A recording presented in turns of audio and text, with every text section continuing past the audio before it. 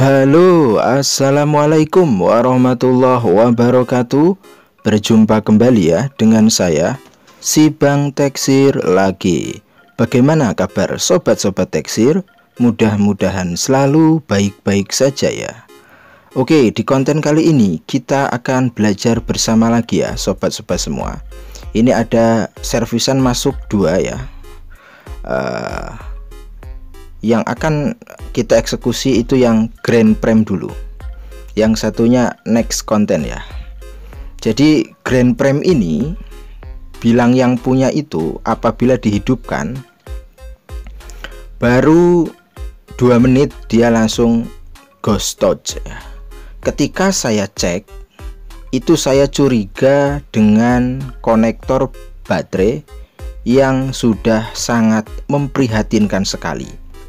Karena sentuh itu tiba-tiba ghost touch itu apabila baterai itu atau HP itu kena getaran, maka si pinnya yang ada di konektor baterai menuju baterainya itu geser ya. Nah ini kan bisa dilihat ya, goyang-goyang, yang menyebabkan touchscreen itu ghost touch. Itu sih analisa saya. Nah, kita langsung bongkar saja ya sobat-sobat semua. Ini mewakili tutorial bagaimana cara ganti konektor baterai di HP Samsung Grand Prem ini ya. Dan ini sangat-sangat menjengkelkan ya sobat-sobat semua. Jadi ini bekas lemparan tetangga. Jadi proses pencopotan casingnya ini Bang Teksir percepat ya, sebenarnya itu susah sekali karena memang dielem ya sobat-sobat semua, di semua sisinya sampai banyak sekali seperti ini. Jadi tadi saya bukanya itu waduh sangat-sangat hati-hati sekali, dan hati saya juga itu merasa jengkel ya apabila menemui kasus-kasus bekas servisan yang memang sembrono ya, kalau bahasa Jawanya itu ingin presisi tetapi pakai cara yang menyusahkan servis lain. Itu saya juga tidak suka ya. Nah ini penampakannya ya sobat-sobat semua, dan alhamdulillah berhasil untuk pengangkatan mesin atau PCB di Samsung Grand Prem ini. Harap hati-hati ya sobat-sobat semua, karena tidak sedikit teknisi itu sering mengalami patah tulang. Patah PCB ya, bagian PCB bawah itu yang PCB nya kecil itu sangat rentan sekali patah ya. Jadi proses panjang ya untuk mencopot casing yang memang dilem. Nah ini juga saya mencium bau-bau nggak enak ya sobat-sobat semua. Jadi di konektornya pun itu dielem. Ini yang ya Allah sudah positif, bukanya juga susah. Nah kita coba ya sobat-sobat semua. Ini kita persiapkan, dan untuk menjepit PCB khususnya di mesin-mesin yang rawan patah itu harap hati-hati ya sobat-sobat semua. Karena kalau kita ceroboh, kita ini sembrono, kita akan nombok nantinya. Nah ini, jadi mohon hati-hati bila menemui masalah-masalah PCB seperti di Grand Prem, G2 Prem ya, itu rawan patah. Nah ini penampakannya ya sobat-sobat semua. Jadi sebenarnya kalau kita lihat secara detail, itu pin yang bagian kiri itu not connection ya, sebenarnya NC not connection itu sudah tidak ada pinnya atau sudah brodol jalurnya. Jadi ini sepertinya itu juga pernah diganti, lalu prosesnya itu beliau dielem ya. ketika kita teliti benar dilem. Jadi ciri-ciri dilem itu apabila di blower itu perih ke mata ya sobat-sobat semua, itu sudah pasti ya lem Cina atau lem Alteco. Nah ini sebelum kita copot seperti biasanya ya sobat-sobat semua, kita kasih fluk dulu. Tujuannya itu untuk mempermudah ya sobat-sobat semua. Fluk itu untuk mempermudah angkat pasang komponen apapun itu yang berhubungan dengan komponen yang memang ada timahnya. Itu kita wajib untuk memberikan fluk. Dan fluk juga sebagai pelumas ya, agar hasil timah atau hasil solderannya itu mengkilat.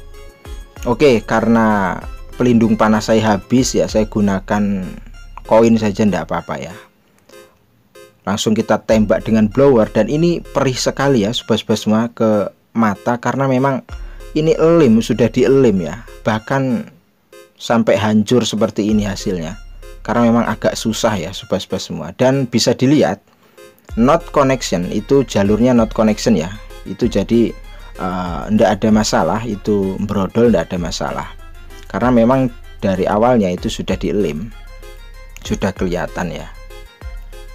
Nah seperti inilah penampakannya ya. Bisa dibayangkan begitu sulit ya mencopotnya, karena lemnya itu nggak kira-kira, kayaknya sebotol dihabisin semua di sini. Karena memang mungkin dari usernya, entah dari usernya, entah dari tusernya, saya juga tidak tahu. Oke, setelah tercopot seperti biasanya kita tambahkan fluk, lalu kita ratakan kaki-kakinya ya sobat-sobat semua, dengan tujuan agar proses pemasangannya itu lebih gampang. Nah ini kita presisikan dulu sebelum kita solder. Jadi sebagai kancingan agar tidak kesana kesini, kita solder dulu salah satu kakinya. Tujuannya itu agar tidak geser-geser atau presisi ya. Nah seperti ini kan dia sudah tidak geser-geser lagi apabila kita melakukan penyoderan di pin berikutnya.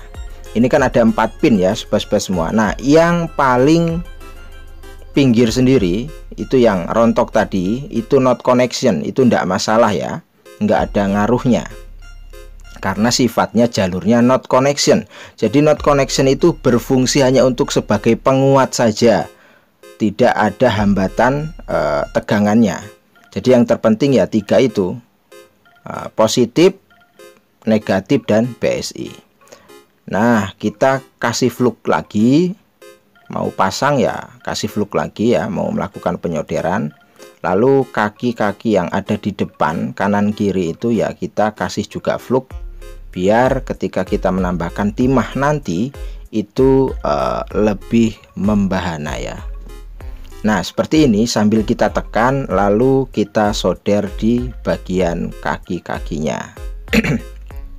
Dan untuk penyoderan atau pemasangan seperti ini, Bang Teksir mengingatkan ya, usahakan agar benar-benar kuat ya. Jangan sampai servis seperti ini itu baru 1 bulan sudah rontok lagi. Itu kan kita ndak enak ke user. Jadi selalu saya ingatkan agar user itu semakin percaya ke kinerja kita. Kita benar-benar optimal ya untuk melakukan pengerjaan di HP user. Ya minimal itu kalau 6 bulan itu wajar ya sobat-sobat semua. Tapi kalau 1 bulan sudah copot lagi, itu berarti kita kurang teliti atau kurang benar dalam mengerjakannya. Jadi kita tambah timah, dibanyakan juga ndak apa-apa, yang penting hasilnya itu kuat. Jadi kuat itu bukan karena dilem, kuat itu karena memang kaki dan pin-pinnya kita beri timah secara maksimal. Jadi kalau problemnya itu pengen kuat dilem itu ya salah, kecuali kalau memang tempatnya itu sebagai contoh PCB-nya itu robek ya, ndak masalah, kita lem ke casingnya nanti ketika dipasang. Karena kalau nggak dilem itu kan bisa menyebabkan ketidakkuatan ya ketika kena tahanan baterai. Tapi kalau sifatnya itu normal, itu jangan sekali-kali main lem, kasihan tukang servisnya. Pokoknya ini hari ini saya itu emosi banget ya, dapat kasus A37 ya sama, Liman Alteco semua, ya Allah. Sabar guys, ini ujian. Jadi saya mengingatkan ke teman-teman servis, bekerjalah atau berkaryalah itu memang dengan standar prosedur ya, SOP.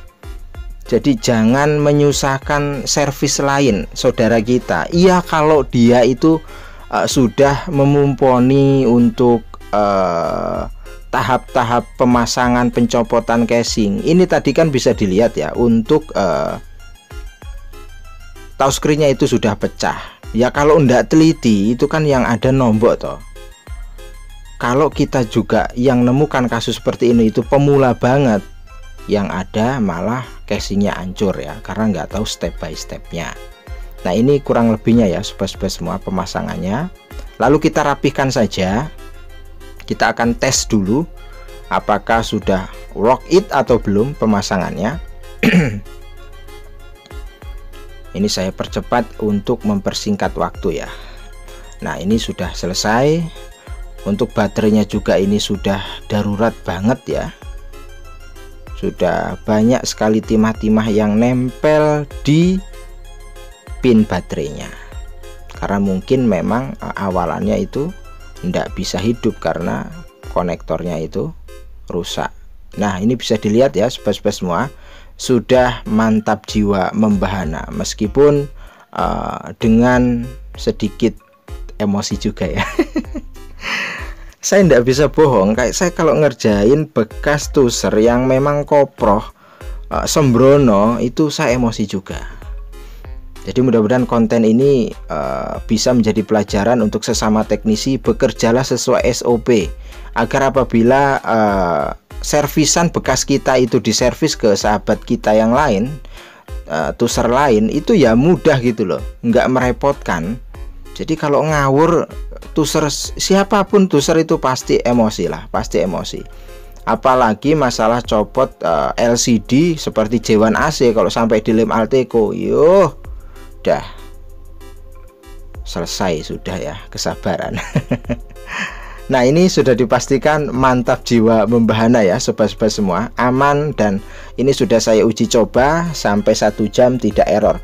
Untuk TC-nya berarti benar pengaruhnya itu emang di konektornya. Jadi ketika si baterai itu kena getaran sedikit saja karena rubah dari pinnya, maka dia menyebabkan error di touchscreen-nya. Karena mungkin bisa jadi daya itu tidak stabil ya. Karena memang bisa sobat-sobat lihat tadi ya, sangat memprihatinkan sekali. Mudah-mudahan konten ini itu bisa menjadi pelajaran sebagai saya juga teknisi. Ya, saya juga belajar kerja itu semaksimal mungkin agar apabila hasil dari kerja yang sudah saya selesaikan atau HP yang sudah saya eksekusi itu rusak lagi, itu bisa diservis ke teman-teman tuser lain, itu tidak merepotkan. Seperti ya pengen rapat casing dilem, itu kan salah ya. Nah itu tadi step by step cara penggantian untuk konektor baterai di Grand Prem ya. Untuk J2 Prem ya insya Allah next konten ya. J2 Prem itu gudangnya masalah, gudangnya penyakit ya. J2 Prem itu nanti akan kita bedah kasusnya apa saja. Mudah-mudahan bisa bermanfaat untuk pemula. Oke, ini aman ya, sudah aman, ini memang sudah melalui pengecekan. Sampai berjumpa lagi di video berikutnya. Assalamualaikum warahmatullahi wabarakatuh.